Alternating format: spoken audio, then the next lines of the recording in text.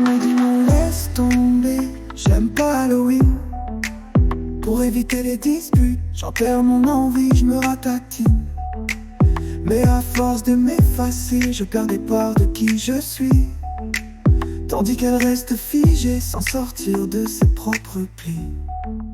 Si j'avais osé lui dire ce que ça représentait pour moi, elle aurait peut-être appris à faire un pas vers un autre choix. Et moi, j'aurais pris ma place sans plus me taire, sans compromis. J'aurais eu ma fête à l'ouverture, en équipe chacun grandit. J'hésite à lui dire, j'ai besoin d'un peu de temps juste pour moi. Elle aime bien qu'on soit tout le temps ensemble, mais moi parfois, à force de tout donner, je finis vidé, ailleurs absent. Elle pense que je suis là, mais mon esprit s'égare lentement. Si je lui disais vrai que la solitude me recharge, elle aurait quand je suis là toute mon écoute sans partage. Et moi j'aurais plus d'élan, plus de présence, de sincérité. Elle aurait tout de moi à chaque instant partagé.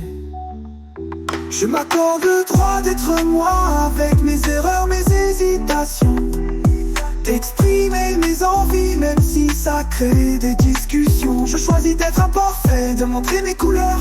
À chaque maladresse j'affirme ma valeur. Je me permets d'être humain, de faire un pas de travers. Je prends l'espace qu'il me faut, même si ça dérange parfois l'univers. Car c'est en assumant mes failles, mes écarts, mes essais, que je construis une vie où je peux être entier.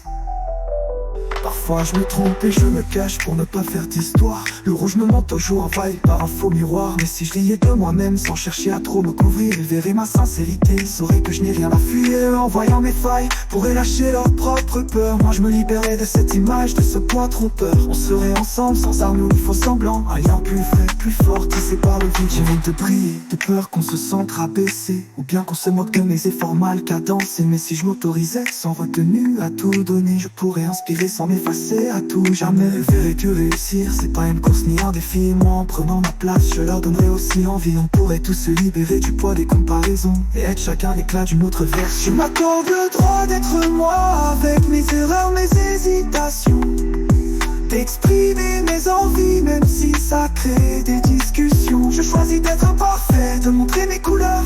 À chaque maladresse j'affirme ma valeur. Je me permets d'être humain, de faire un pas de travers.